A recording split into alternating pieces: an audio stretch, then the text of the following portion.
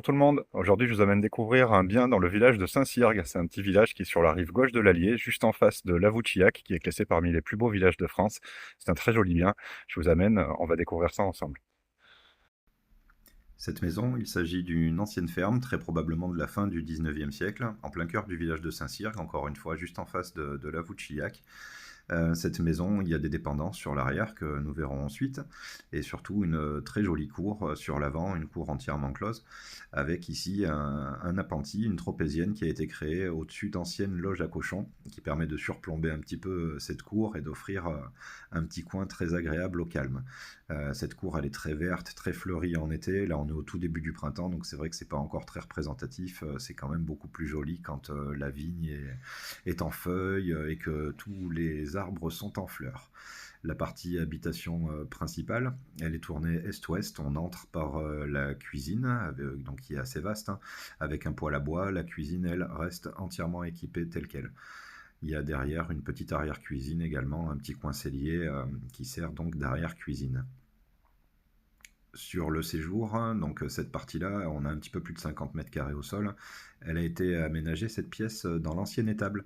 On retrouve là où il y a les banquettes, et sur la droite, je trouve ça sympa d'avoir conservé quelques touches d'époque, à savoir les mangeoires pour les bêtes. Là, de ce côté, encore une fois, on est tourné à l'ouest, hein, avec de la verdure sur l'arrière. Et la pièce est encore une fois très vaste, a été entièrement refaite, hein, les pierres jointées, le revêtement du sol, tout est isolé. Et en termes de chauffage, on a des radiateurs à inertie sèche récents.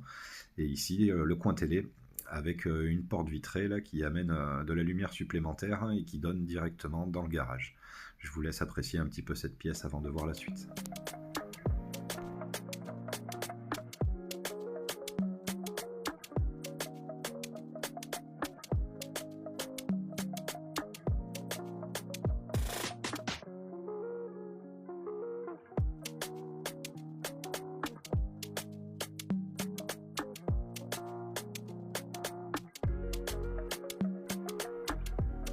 Nous nous dirigeons maintenant au premier étage, donc qui lui aussi, comme le reste de la maison, hein, a été entièrement rénové, aménagé, isolé, avec, quand on arrive au niveau du palier, une première salle d'eau. Donc je dis une première salle d'eau, donc là avec WC, simple vasque, douche, parce qu'il y a une seconde salle d'eau au deuxième étage dans la suite parentale. Ensuite, sur ce niveau, nous avons donc une première chambre qui fait un petit peu plus de 10 mètres carrés, tournée à l'est également, très lumineuse, qui permet d'avoir donc deux chambres sur ce niveau, puisqu'on retrouve à peu près la même superficie dans la pièce voisine à celle-ci, qui est actuellement aménagée en salle dédiée à la musique. Donc cette pièce-là fait la même superficie que celle d'à côté, avec la particularité d'avoir un petit rangement intégré, donc une ancienne armoire. Et comme vous le voyez, on a la place de faire une seconde chambre. Et là, nous sommes maintenant au deuxième étage avec donc la suite parentale qui reprend la même superficie que la cuisine en bas. On est dans l'ancienne partie habitation qui fait environ 35 mètres carrés au sol, avec là aussi WC, simple vasque, douche. C'est une chambre qui est très vaste, donc dans laquelle a été aménagé un espace bureau. Et juste au-dessus de cet espace bureau et de la salle d'eau, on retrouve une mezzanine sur laquelle on a la possibilité de stocker pas mal d'affaires, voire éventuellement de l'aménager en une salle de jeu pour enfants ou autre. Nous sommes maintenant dans les dépendances. Là, la première, donc c'est le garage, hein, qui est attenante à la partie habitation. Garage qui a la particularité d'offrir donc des verrières. Donc c'est un garage qui est très lumineux, et au fond de ce garage, donc la porte vitrée qui donne dans le séjour. Donc la lumière des verrières arrive jusqu'à l'intérieur de la maison. Ensuite, nous avons une jolie cave voûtée, hein, donc avis aux amateurs de bon vin. Et dans la continuité, un atelier, plus de 50 mètres carrés là aussi, hein, qui a été entièrement isolé également, donc pour lequel, en gros, il n'y aurait pas grand-chose à faire pour passer cette partie-là en habitation.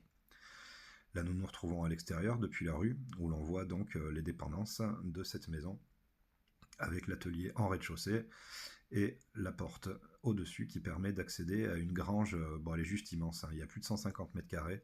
La charpente, comme vous pouvez le constater, est en parfait état. Donc avec là aussi un potentiel d'aménagement supplémentaire. La maison est déjà assez grande, hein, quand même, mais quelqu'un qui souhaiterait faire de la location saisonnière, par exemple, il y aurait la possibilité de créer un gîte, voire même un second logement. Et nous nous retrouvons à nouveau dans la cour et nous ressortons de cette maison et je vais vous laisser apprécier à nouveau un petit peu l'environnement de ce bien.